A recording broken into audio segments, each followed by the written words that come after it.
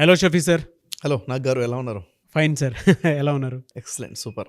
Sir, చాలామంది పేరెంట్స్కి తెలియని విషయం ఏదైనా ఉంది అని అంటే, పిల్లలు స్కూల్స్ కాలేజెస్కి వెళ్ళిన తర్వాత ఒక ఆడ్ బిహేవియర్ని చూపిస్తారు. బట్ పేరెంట్స్కి కూడా తెలియదు. ర్యాగింగ్ అనుకోండి, లేదంటే బుల్లియింగ్ అనుకోండి, టీస్ చేయటం అనుకోండి, ఇవి చేసేటప్పుడు కొంతమంది ఎక్స్ట్రీమ్లోకి వెళ్ళిపోయి చేస్తూ ఉంటారు. అవును, కానీ ఆ బిహేవియర్ తెలియదు, పేరెంట్స్కి కూడా తెలియదు. ఇలాంటి క్యారెక్టరిస్టిక్స్ ఉండేటువంటి వాళ్ళ వల్ల వచ్చేటువంటి థ్రెటన్ ఏంటి అంటే, ఎలాంటి భయాందోళనలు వీళ్ళు క్రియేట్ చేస్తూ ఉంటారు? వీళ్ళ క్యారెక్టరిస్టిక్స్ అండ్ ట్రేట్స్ ఏంటి, అసలు ఎలా ఉంటారు వీళ్ళు? చూడండి సార్, యాక్చువల్గా బుల్లింగ్ చేయటం అనేది నిజంగా ఈ రోజుల్లో ఎక్కువ అయిపోతుందని చెప్పాలి. అంటే ఒక ఏజ్ గ్రూప్ అని కాదు, ఆల్ ఏజ్ గ్రూప్స్లో ఉన్నప్పుడు కానీ యూత్లో, టీనేజ్లో, ఇంకా స్కూల్ గోయింగ్ పిల్లలు ఎక్కువ పెరిగిపోతుంది. ఈ బిహేవియర్ పెరిగిపోతుంది.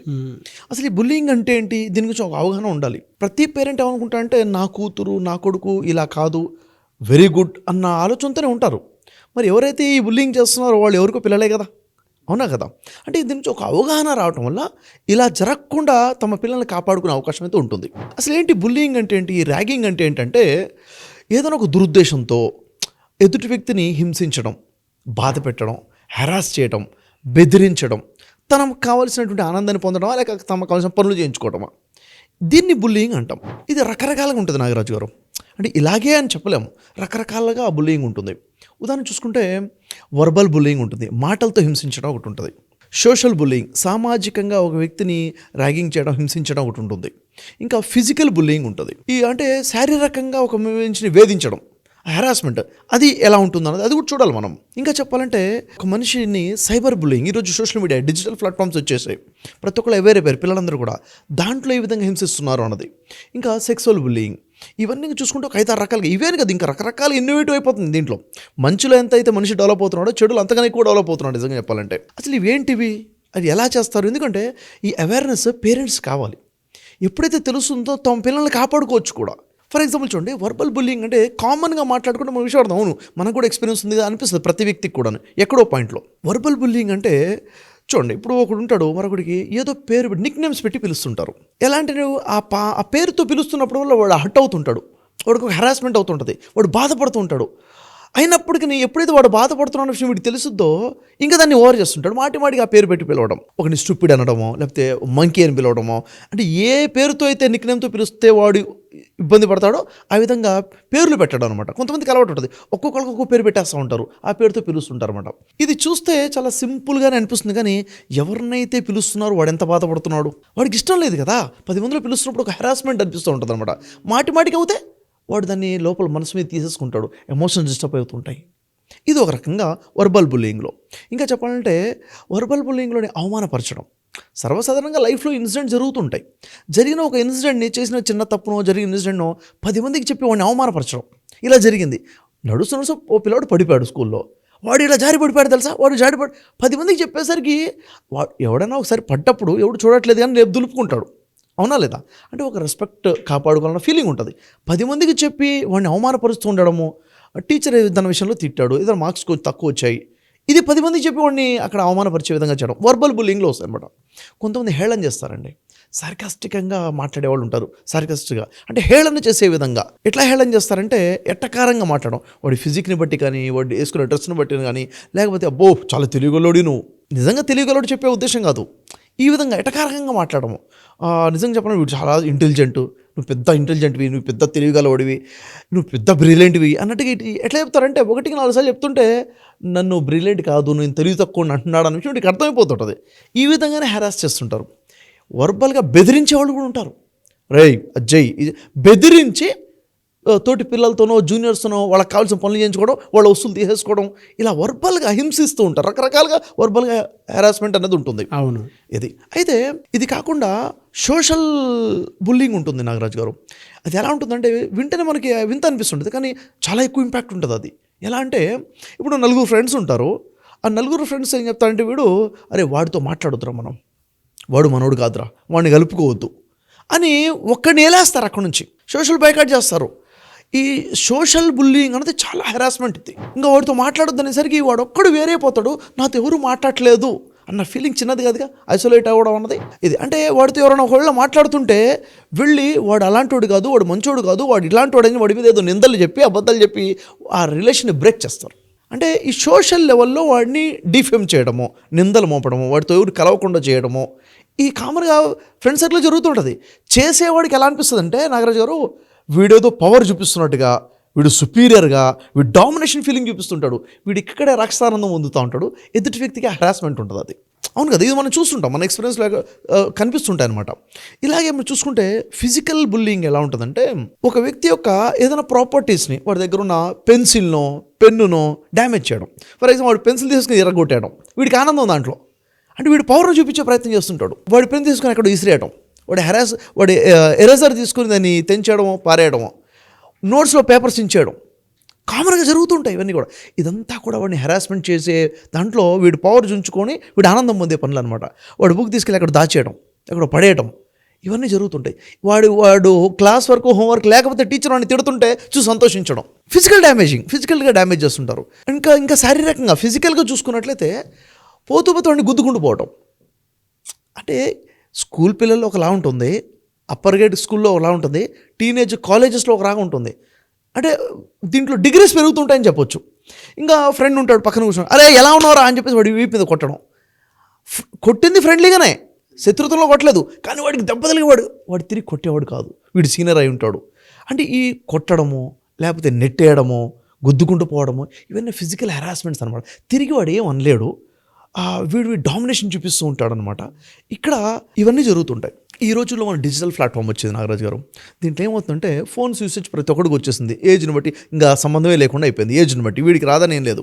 ఒక వ్యక్తికి సంబంధించిన ఏదైనా పర్సనల్ ఇన్ఫర్మేషన్ ఉందనుకోండి, ఒక కాన్ఫిడెన్షియల్ ఇన్ఫర్మేషన్ ఏదైనా ఉంది, అది కనుక వీడికి ట్రాక్ అవుతే, అది కనుక వీడికి దొరికితే ఇంక వాడు బుక్ అయిపోయినట్టే. దాన్ని నేను ఎక్స్పోజ్ చేస్తా అని చెప్పేసి వాళ్ళకి నానా ఇబ్బందులు పెట్టడం.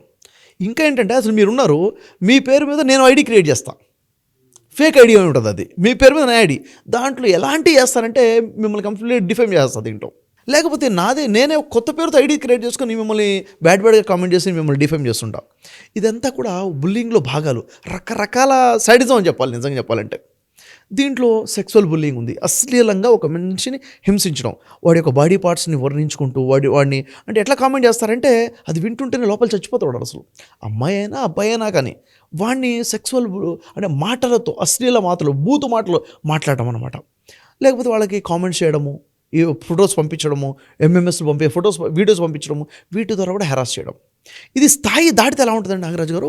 ఒక సీన్ చెప్తాను నేను మీకు, అసలు ఎలా ఉంటుంది. ఇది కొంచెం ముదిరింది అనుకోండి, ముదిరితే ఎలా ఉంటుంది. క్లాస్లో ఒక అమ్మాయి చదువుతుంది, స్టూడెంట్, క్లాస్ టాపర్ అమ్మ. అయితే ఆ అమ్మాయిని క్లాస్లో ఒక అబ్బాయి చూసి నవ్వడము, ఆ తర్వాత అట్రాక్ట్ చేయడము, ఈమెకు కూడా మంచిగా అనిపించే విధంగా చేయడము, మాట కలపడము, ఆ తర్వాత మాట్లాడుకోవడము, నువ్వంటే నాకు ఇష్టం అని చెప్పడము, నిన్ను ప్రేమిస్తా అని చెప్పడము, ఇదంతా జరుగుతున్నాయి స్టెప్ బై స్టెప్గా. జరుగుతున్న తర్వాత ఒక నమ్మకం రావడము, కలిసి వెళ్ళి కాఫీ తాగడము, బేకరీకి వెళ్ళి స్నాక్స్ తినటము, ఆ తర్వాత నా రూమ్కి రామని పిలవడం ఆ అబ్బాయి, ఈ మా ఫ్రెండ్షిప్లో రూమ్కి వెళ్ళిపోవడము, 1-2 సార్లు తర్వాత ఫిజికల్గా వాళ్ళు రిలేషన్ మెయింటైన్ చేయడము జరిగిన తర్వాత అమ్మాయికి తెలియకుండా వాడు వీడియో రికార్డింగ్ చేస్తారు. ఒక 4 రోజుల తర్వాత ఆ వీడియో అమ్మాయికి చూపించేసరికి అమ్మాయి భయపడిపోద్ది. ఏం జరిగింది, ఇది ఎప్పుడు చేసావు, ఇది డిలీట్ చేయి, తొందరగా డిలీట్ చేయి. వెంటనే ఒక ఫ్రస్ట్రేట్ అయిపోతుంటుంది, ఆందోళన వచ్చేస్తుంటుంది, టెన్షన్లోకి వస్తుంది. అలే అని చెప్పేసి కూల్ చేసి, ఇది డిలీట్ చేసేది కాదు కానీ మళ్ళీ నెక్స్ట్ వీక్ సండే మనం కలుద్దాం, రూమ్కి రా. నేను రాను, మొన్న వచ్చే తప్పు చేసి ఇంకా రాను. నేను తప్పు చేసిన విషయం రియలైజ్ అయి ఉంటుంది. ఈ వీడియో చూడంగానే మోసపోతున్నా అన్న భయం వచ్చి ఉంటుంది. ఆ తర్వాత చూడండి సిచ్యువేషన్ చూడ ఎలా ఉంటుందో. నెక్స్ట్ వీక్ మళ్ళీ రా, వస్తే నేను అప్పుడు డిలీట్ చేస్తాను. ఇంకా ఏం చేయాలో అర్థం కాదు. ఈ వీడియో బయటకు వస్తే అసలు ఎలా బతకాలి, అమ్మ నాన్న తెలిస్తే, సమాజంలో తెలిస్తే నా జీవితం అయిపోతుంది అన్న ఇక్కడ నుంచి ఇంక స్టార్ట్ అయిపోయింది, హెరాస్మెంట్ స్టార్ట్ అయిపోయింది. నెక్స్ట్ వీక్ సండే రావాలి, లేకపోతే నేను వైరల్ చేసేస్తాను. నెక్స్ట్ సండే అమ్మాయి వీడు రూమ్కి వెళ్ళేసరికి వాడొక్కడేవాడు, వాడి ఫ్రెండ్స్ కూడా 2 ఉన్నారు. చూడండి ఎంత టార్చర్ మొదలయ్యేదో. అక్కడి నుంచి నువ్వు కనుక ఈ ఒక్కసారి మాతో లేకపోతే నిన్ను కంప్లీట్గా బ్లాస్ట్ చేస్తాము, కంప్లీట్గా నిన్ను వైరల్ చేసేస్తాము, నేను ఇంకా నువ్వు బతకడానికి కూడా నువ్వు ఫేస్ చూసుకునే లేదని చెప్పేసి మళ్ళీ అక్కడ బ్లాక్మెయిల్ చేసి దాన్ని అమ్మాయికి తెలియకుండా మళ్ళీ షూట్ చేసుకొని ఆ తర్వాత అది చూసి సరే ఇప్పుడు మేము తీసేస్తున్నాము, ఇంక ఇది వీడియో ఉండదు, ₹1,00,000 నాకు కావాలి. ₹1,00,000 నువ్వు ఎట్లా అరేంజ్ చేస్తావు? ₹1,00,000 అరేంజ్ చేయి, ₹1,00,000 ఇచ్చేసి దీన్ని డిలీట్ చేసేసుకో. అమ్మాయి ఏం చేస్తా చెప్పండి నాగరాజు, ఆ సిచ్యువేషన్లో ఒక అమ్మాయి ఉంది, ఏం చేస్తా చెప్పండి. వెళ్ళి ఎవరికి చెప్పుకోలేదు, నేను ఇలా చేశానని ఒప్పుకోలేదు, ఇలా జరుగుతుందని చెప్పుకోలేదు, ₹1,00,000 ఎక్కడి నుంచో తెచ్చుకోవాలి అర్థం కాదు, ఏమి తెలియని పరిస్థితుల్లో ఆ అమ్మాయి ముందు ఏం మిగిలి ఉంటుంది చెప్పండి. అమ్మాయి కొంచెం ధైర్యం లేకపోతే సిచ్యువేషన్ ఏముంటుంది, సూసైడ్ చేసుకునే సిచ్యువేషన్స్ కూడా వచ్చేస్తాయి ఇలాంటి పరిస్థితుల్లో. అంటే ముదిరిపోతే, శాడిజం ఎక్కువైపోతే ఈ బుల్లింగ్లో మనిషి ఏమైపోతాడంటే వాడు ఏం చేస్తున్నాడో వాడు మర్చిపోతాడు. అవునా కదా? పేరెంట్స్ గమనించాలి, అసలు మీ పిల్లలు ఏం చేస్తున్నారు, నా కొడుకు ఎలా ఉన్నాడు, ఫ్రెండ్స్తో ఎలా ఉన్నాడు, వాడు ఎలా చదువుకుంటున్నాడు, వాడి మీద ఒక చూపు ఉండాలి, ఒక చూపు అనేది ఉండాలి, వాడు ఎడిపోతున్నాడు అనేది చూపించగలాలి. అందుకే ఒక మనిషికి ఒక దయ అనేది తెలియాలి, ఒక మనిషి హ్యూమన్ వాల్యూస్ తెలిసి ఉండాలంటారు. అందుకే ఒక వ్యక్తిని హింసిస్తున్నాడంటే వీడి దగ్గర హ్యూమానిటీ లేదనే కదా. ఇవి ఎక్కడి నుంచి వస్తాయి, బేసిక్ నుంచి వస్తాయన్నమాట.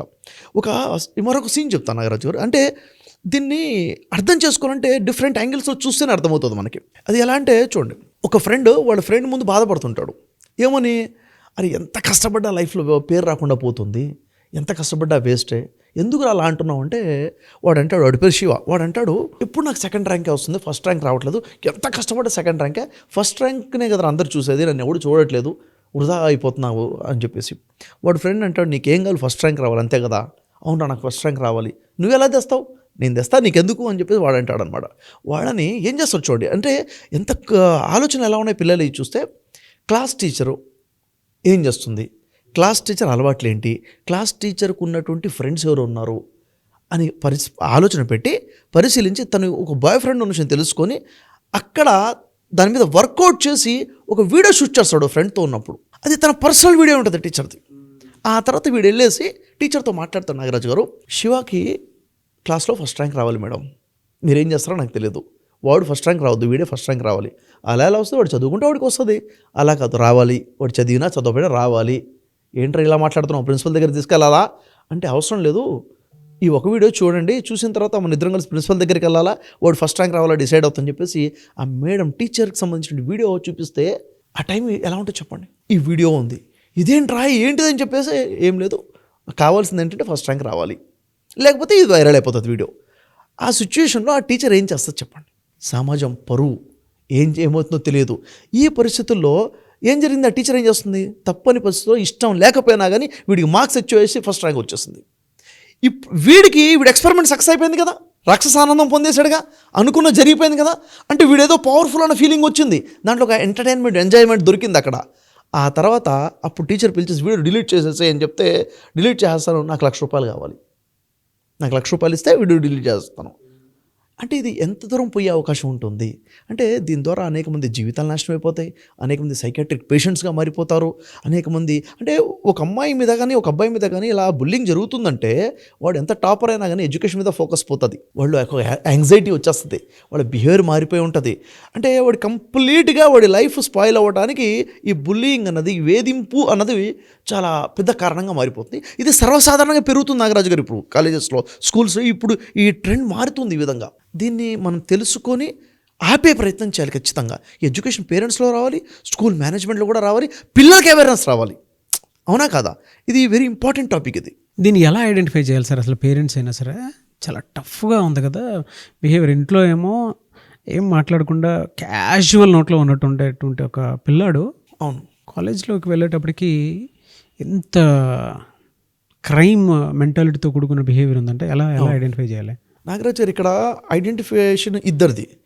ఒకడు ఈ క్రైమ్ మెంటాలిటీతో ఉన్నని ఐడెంటిఫై చేయడం ఒకటి, ఇంకొకటి ఇక్కడ అబ్యూజ్ అవుతున్నాడు కదా, విక్టిమ్ ఉన్నాడు కదా, విక్టిమ్ని ఎట్లా ఐడెంటిఫై, విక్టిమ్స్ కూడా బయటపడరు చూసారా, విక్టిమ్స్ కూడా బయటపడరు, వీళ్ళని ఐడెంటిఫై చేయడం ద్వారా కూడా వాడేవాడిని పట్టుకోవచ్చు కూడా, అవునా?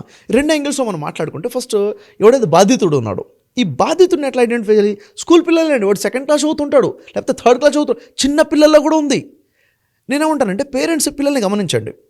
పిల్లవాడు రోజు స్కూల్కి వెళ్ళి వచ్చినప్పుడు కామన్ బిహేవియర్ కాకుండా వచ్చిన తర్వాత బాధపడుతూ వస్తున్నాడు, ఏడుస్తూ వస్తున్నాడు, లేకపోతే నేను స్కూల్కి వెళ్ళను అని చెప్పేసి మారం చేస్తున్నాడు, రాత్రి నిద్ర పట్టట్లేదు అంటాడు, అన్నం తినే విషయంలో డిస్టర్బెన్స్గా ఉన్నాడు, లేకపోతే వాడు వచ్చిన తర్వాత వాడు పెన్ను పెన్సిల్ గమనించండి, వాడు నోట్స్ చినిగిపోయి ఉంది, లేదా ఒక వస్తువులు పోతున్నాయి, ఎక్కడైనా దెబ్బలు ఉన్నాయి వాడి మీద, వాడు చెప్పుకోడు, ఎందుకంటే వాడు అక్కడ హెరాస్ చేసినాడు, భయపెట్టుకుంటూ ఉంటాడు, వాడు చెప్పొద్దని.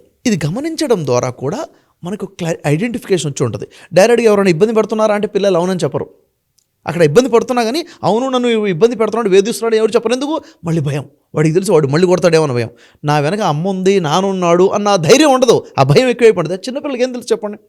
ఆ టైంలో ఏం చేయాలంటే పిల్లలకి ఎడ్యుకేట్ చేయాలి. ఇలా సిచ్యువేషన్ ఉంటే నీకు తెలుసారా కొన్ని స్కూల్స్లలో ఇలా జరుగుతుందంట, ఇలా కొంతమందిని ఇబ్బంది పెడుతున్నారంట, ఇలా చేస్తున్నారంట, దీన్ని ఈ విధంగా అంటారు ఇలా అని చెప్పేసి ఒక స్టోరీ లాగా చెప్పి, లేదా ఈ వీడియో చూపించాలి, ఈ వీడియో చూపించి కానీ ఇప్పుడు మన వీడియో చూపించి కానీ ఇలా చూపించి ఇది చెప్పిన తర్వాత వాడికి మీ స్కూల్లో ఎవరైనా ఉన్నారా, ఎవరైనా ఇబ్బంది పెడుతున్నారా అని ఆ క్వశ్చన్ వీడి మీద తీసుకోకుండా అడగాలి.